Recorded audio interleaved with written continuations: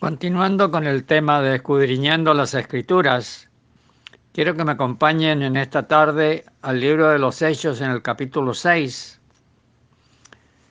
Cuando los discípulos se juntaron y estuvieron orando para ordenar los primeros diáconos. Y dice en el versículo 4, y nosotros persistiremos en la oración y en el ministerio de la palabra. Agradó la propuesta a toda la multitud y eligieron a Esteban, varón lleno de fe y del Espíritu Santo, a Felipe, a Prócoro, a Nicanor, a Timón, a Parmenas, a Nicolás, prosélito de Antioquía, a los cuales presentaron ante los apóstoles, quienes orando les impusieron las manos, y crecía la palabra del Señor, y el número de los discípulos se multiplicaba grandemente en Jerusalén. También muchos de los sacerdotes obedecían a la fe. Y Esteban, lleno de gracia y de poder, hacía grandes prodigios y señales entre el pueblo. Entonces se levantaron unos de la sinagoga llamada de los libertos, y de los de Cirene, de Alejandría, de Sicilia y de Asia, disputando con Esteban. Pero no podían resistir a la sabiduría y al espíritu con que hablaba. Entonces sobornaron a unos para que dijesen que les habían oído hablar palabras blasfemas contra Moisés y contra Dios. Y soliviantaron al pueblo, y los ancianos y a los escribas, y arremetieron, le arrebataron y le trajeron al concilio. Y pusieron testigos falsos que decían, este hombre no cesa de hablar palabras blasfemas contra este lugar santo y contra la ley. Pues le hemos oído decir que ese Jesús de Nazaret destruirá este lugar y cambiará las costumbres que nos dio Moisés. Entonces todos los que estaban sentados en el concilio, al fijar los ojos en él, vieron su rostro como el rostro de ¿quién? De un ángel. Como introducción, decirle que Esteban fue el primer diácono y una vida que Dios usó grandemente. Y compartía la palabra con mucha solicitud y mucho denuedo. Entonces, lógicamente, viene la oposición y el enemigo lo que quería hacer era destruirlo. Y logró destruir físicamente su vida, pero el mensaje quedó. Y eso es lo que queremos leer nosotros y escudriñar en esta tarde. El sumo sacerdote dice en el capítulo 7, dijo entonces, ¿es esto así? Y miren lo que él dice. Y él nos va a relatar ahora y nos va a hacer un recuento de los padres de la fe desde Abraham. Pero aquí vamos a mirar, y dice el versículo 2, y él dijo, varones, hermanos y padres, oíd. El Dios de la gloria apareció a nuestro padre Abraham estando en Mesopotamia, antes que morase en Harán. Y le dijo, sal de tu tierra y de tu parentela y ven a la tierra que yo te mostraré. Entonces salió de la tierra de los caldeos y habitó en Harán. Y de allí, muerto su padre, Dios le trasladó a esta tierra, en la cual vosotros habitáis ahora. Y no le dio herencia en ella, ni aun para sentar un pie, pero le prometió que se la daría en posesión, y a su descendencia después de él, cuando él aún no tenía hijo. Y le dijo Dios así, que su descendencia sería extranjera en tierra ajena, y que los reducirían a servidumbre y los maltratarían por 400 años. Mas yo juzgaré, dijo Dios, a la nación de la cual serán siervos, y después de esto saldrán y me servirán en este lugar. Y le dio el pacto de la circuncisión, y así Abraham engendró a Isaac, y le circuncidó al 8º día, e Isaac a Jacob, y Jacob a los 12 patriarcas. Los patriarcas, movidos por envidia, vendieron a José para Egipto, pero Dios estaba con él, y le libró de todas sus tribulaciones, y le dio gracia y sabiduría delante de Faraón, rey de Egipto, el cual lo puso por gobernador sobre Egipto y sobre toda su casa. Vino entonces hambre en toda la tierra de Egipto y de Canaán, y grande tribulación, y nuestros padres no hallaban alimentos. Cuando oyó Jacob que había trigo en Egipto, envió a nuestros padres la primera vez, y en la segunda José se dio a conocer a sus hermanos, y fue manifestado a Faraón el linaje de José. Y enviando José hizo venir a su padre Jacob y a toda su parentela, en número de 75 personas. Así descendió Jacob a Egipto, donde murió él y también nuestros padres, los cuales fueron trasladados a Siquem y puestos en el sepulcro que a precio de dinero compró Abraham, de los hijos de Amor en Siquem. Pero cuando se acercaba el tiempo de la promesa que Dios había jurado a Abraham, el pueblo creció y se multiplicó en Egipto, hasta que se levantó en Egipto otro rey que no conocía a José. Este rey, usando de astucia con nuestro pueblo, maltrató a nuestros padres a fin de que expusiesen a la muerte a sus niños para que no se propagasen. En aquel mismo tiempo nació Moisés y fue agradable a Dios y fue criado 3 meses en casa de su padre. Pero siendo expuesto a la muerte, la hija de Faraón le recogió y le crió como uno de los suyos, como hijo suyo. Y fue enseñado Moisés en toda la sabiduría de los egipcios y era poderoso en sus palabras y obras. Cuando hubo cumplido la edad de 40 años, le vino al corazón el visitar a sus hermanos, los hijos de Israel. Y al ver a uno que era maltratado, lo defendió e hiriendo al egipcio, vengó al oprimido. Pero él pensaba que sus hermanos comprendían que Dios les daría libertad por mano suya, mas ellos no lo habían entendido así. Y al día siguiente se presentó a uno de ellos que reñían y los ponía en paz diciendo: varones hermanos sois, ¿por qué os maltratáis el uno al otro? Entonces el que maltrataba a su prójimo le rechazó diciendo: ¿quién te ha puesto por gobernante y juez sobre nosotros? ¿Quieres tú matarme como mataste ayer al egipcio? Al oír esta palabra, Moisés huyó y vivió como extranjero en tierra de Madián, donde engendró 2 hijos. Pasados 40 años, un ángel se le apareció en el desierto del monte Sinaí, en la llama de fuego de una zarza. Entonces Moisés, mirando, se maravilló de la visión y acercándose para observar, vino a él la voz del Señor: yo soy el Dios de tus padres, el Dios de Abraham y el Dios de Isaac y el Dios de Jacob. Y Moisés, temblando, no se atrevía a mirar. Y le dijo el Señor: quita el calzado de tus pies, porque el lugar en que estás es tierra santa. Ciertamente he visto la aflicción de mi pueblo que está en Egipto, y he oído su gemido, y he descendido para librarlos. Ahora pues ven, te enviaré a Egipto. A este Moisés, a quien habían rechazado, diciendo: ¿quién te ha puesto por gobernante y juez? A este lo envió Dios como gobernante y libertador por mano del ángel que se le apareció en la zarza. Este lo sacó, habiendo hecho prodigios y señales en tierra de Egipto, y en el Mar Rojo y en el desierto por 40 años. Este Moisés es el que dijo a los hijos de Israel: profeta os levantará el Señor, vuestro Dios, de entre vuestros hermanos como a mí. A él oiréis. Este es aquel Moisés que estuvo en la congregación en el desierto, con el ángel que le hablaba en el monte Sinaí y con nuestros padres, y que recibió palabras de vida que darnos, al cual nuestros padres no quisieron obedecer, sino que le desecharon, y en sus corazones se volvieron a Egipto. Cuando dijeron a Aarón: haznos dioses que vayan delante de nosotros, porque a este Moisés, que nos sacó de la tierra de Egipto, no sabemos qué le haya acontecido. Entonces hicieron un becerro y ofrecieron sacrificio al ídolo, y en las obras de sus manos se regocijaron. Y Dios se apartó y los entregó a que rindiesen culto al ejército del cielo, como está escrito en el libro de los profetas. ¿Acaso me ofreciste víctimas y sacrificios en el desierto por 40 años, casa de Israel? Antes bien llevasteis el tabernáculo de Moloc y la estrella de vuestro dios Renfán, figuras que os hicisteis para adorarlas. Os transportaré pues más allá de Babilonia.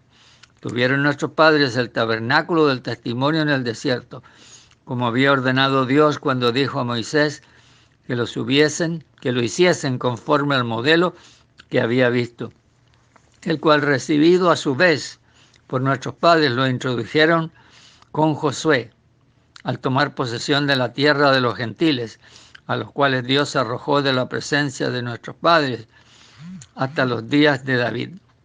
Este halló gracia delante de Dios y pidió proveer tabernáculo para el Dios de Jacob.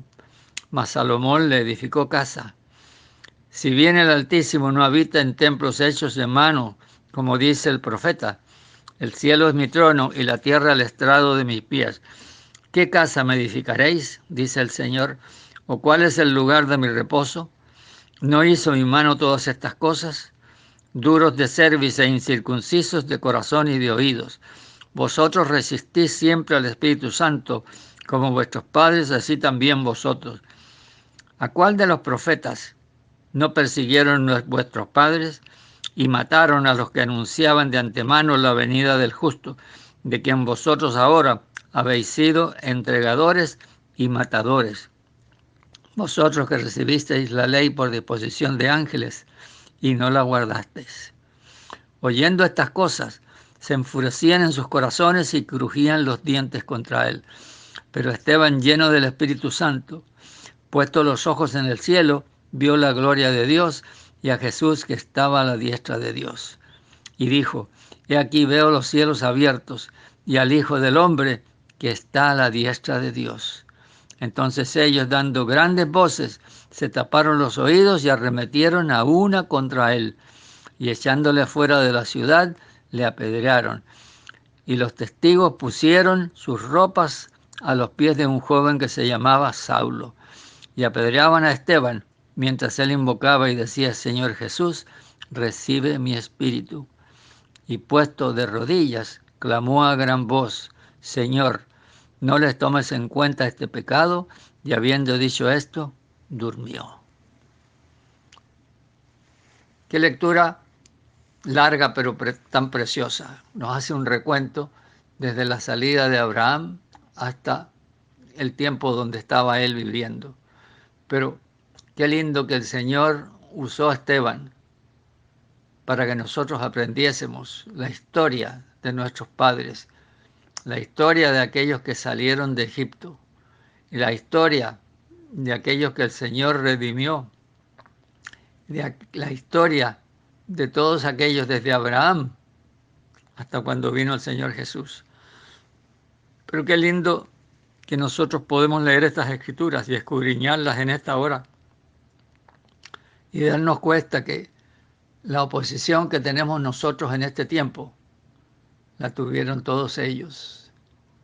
Y esa oposición que nosotros experimentamos ahora en medio de esta pandemia ha existido siempre en contra del pueblo de Dios. Y aquí vemos el primer mártir, que fue Esteban, ¿no es cierto? Fue Esteban, pero él terminó su forma de hablar con las mismas palabras que el Señor Jesús dijo cuando estaba siendo crucificado: Padre, perdona a los que no saben lo que hacen. Este les dijo: Señor, no les tomes en cuenta este pecado. Y habiendo dicho hecho, durmió. Qué lindo el Señor cómo usó a Esteban en una forma tan linda para proclamar el Evangelio. Y ahí estaba Saulo, que luego iba a ser Pablo. Y después vamos a hablar de su conversión y de todo lo que le pasó a él. Pero le pusieron las ropas cuando lo mataron a él. Esas ropas las pusieron a sus pies, ¿no es cierto? Ahí estaban. Y apedreaban desde el 59 a Esteban. Y el 58 dice que echándole fuera de la ciudad le apedrearon. Y los testigos pusieron sus ropas a los pies de un joven que se llamaba Saulo.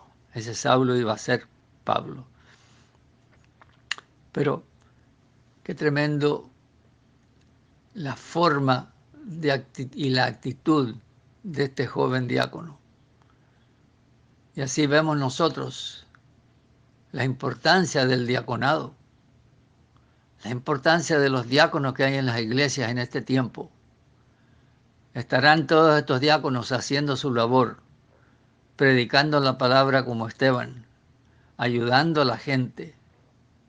Estarán siendo ejemplos para el pueblo.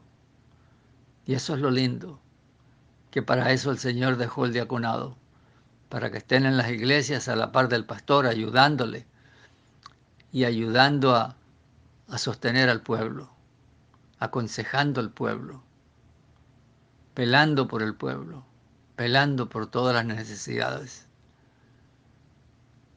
Y gracias damos al Señor por su palabra, por este tiempo que tenemos para poder escudriñar las Escrituras y nosotros mirar el ejemplo que nos deja este primer diácono, la forma en que él se conocía las Escrituras, la forma en que él predicó, la forma en que cuando él hablaba, dice que lo veían y veían en él el rostro como de un ángel, porque era una vida usada por el Señor, lleno del Espíritu Santo.